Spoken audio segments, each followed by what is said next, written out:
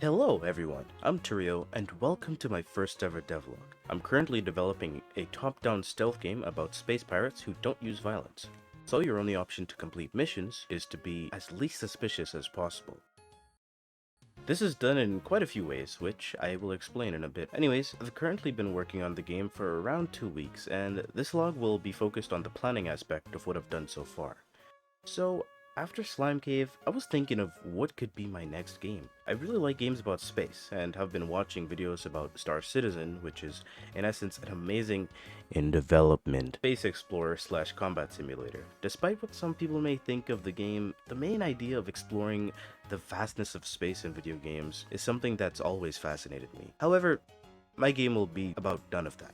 No exploration, no combat. I just said all that because I thought I thought the game was cool. Moving on, a while ago I got this game called Heat Signature for free before the game paid. This game is a really cool spaceship stealth game, so it's safe to say that this is a decent sized inspiration to my game, minus the really cool slow motion combat. My game, which is currently called Pacifist Space Pirates, name is work in progress, please give me ideas in the comments, revolves around a group of infamous space pirates. These pirates, contrary to the other space pirates, don't use any sort of combat or violence when they go to take stuff from other people's ships. The game will have a total of 3 or more missions, including a final mission which will lead into one or of 2 endings. But that's a story for another devlog.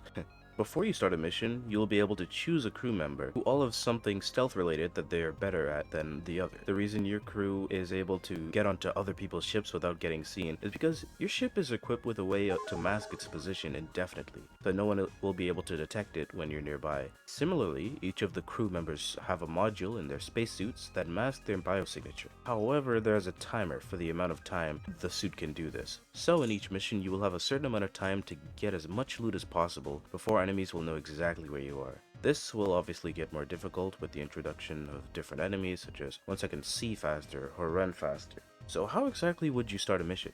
Well, when you want to start a mission, you'll go to your ship's control panel at the front of the ship. You choose your mission, then your character. When the mission starts, you will fly towards the enemy's ship. Your character will then get out the ship and fly towards the enemy's ship doors. Once you reach the ship, you will then be able to hack the doors open. Hacking is a system in the game that will allow your character to, well, hack nearby equipment. When you hack something, you need to successfully complete a minigame. Being successful will turn off the object or whatever might normally happen when you hack it. However, if you lose the minigame, your suspicion level, which I will talk about in a bit, will rise depending on what the hacked object is. Anyways, back to the door. Once you hack the door, you will then be able to enter the enemy's ship, and with that, the actual mission timer will start.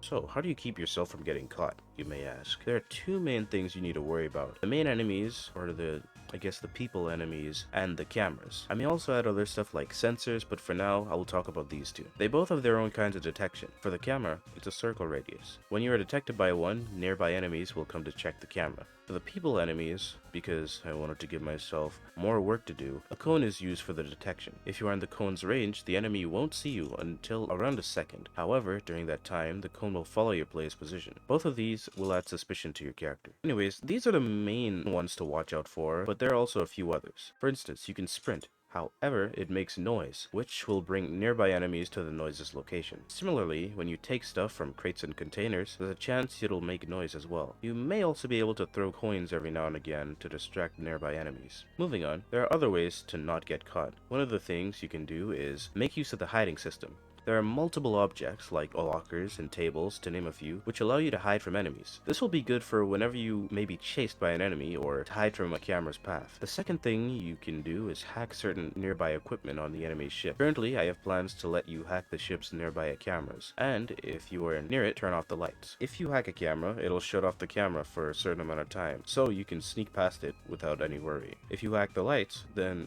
close by enemies will go to fix the lights. While the lights are being fixed, all enemies will take much longer to see you, and their light won't follow you. I may remove this though because I haven't figured out exactly how this will work in terms of, will I make some kind of room in each ship, and then you'd have to go into that room, because to hack stuff you need to be pretty close to them. Also, a few of my friends have mentioned to me how with this, my game sounds like another popular game about deception, and that includes hacking one of these 2 things. Why can't I get away from it? Anyway, Tell me about what you think in the comments. So, what happens when you get caught? When an enemy catches you, your character will start to stall the enemy for a certain amount of time. Your character will basically just talk to the enemy, essentially. During this time, you'll then choose another character and use them to get your main character out of the enemy ship. This is another thing that I'm not 100% sure how exactly you're gonna get your first character back, but it seems like a cool idea, so it'll more than likely stay. If you don't get your character back in the allocated time, you will then lose the mission and have to restart it. Alright, the last thing I want to talk about in this devlog before I let you leave is the suspicion system. So in this game, depending on what you do in terms of getting seen, making noise, hacking things, etc., can give you a certain amount of suspicion. Oh man, I think I should change the name of that for reasons. Anyway, you will have a max amount of suspicion in each mission. When it reaches max, the enemies will know that you are in their ship. They won't know exactly where you are, but they will be a bit more alert. They'll look for you and be more aggressive. This means that they will instantly see you when you're in their cone range and they are faster. Also, you can't get rid of or even lower your level of suspicion, so you need to be wary of it while you go through the mission. Oh, also one more thing. In terms of story or lore for this game, it'll be a little scarce, but it will be there. Stuff such as backstories for the crew members and how the crew came about will be mentioned in small bits of dialogue and shown around certain parts of your ship. Alright, so that is the planning of the game done. I currently have an order for what I want future devlogs to encompass. Next up is getting the art and the main game loop into the game. That means by the next devlog, I theoretically should have the game levels and main story done. The following devlogs will be about sound design and music, because if you don't know, I make music, which you should listen to. Link in the description. And the next after that will probably about the final polish on the game and me giving out a release date for the game. Now I'm not sure exactly when the next devlog will be, since it'll basically be the game done but without the polish and sound design. So it could be a few weeks or a few months, who knows. If you really want to know what I'm doing in terms of game development, I have made the Trello for the game public, so you can go there every day and see my current progress on the game with the devlog section. I'll have a date and include a short description of what was done that day. Okay, I know you want to go, but before you go, comment something. It could be anything. Please comment.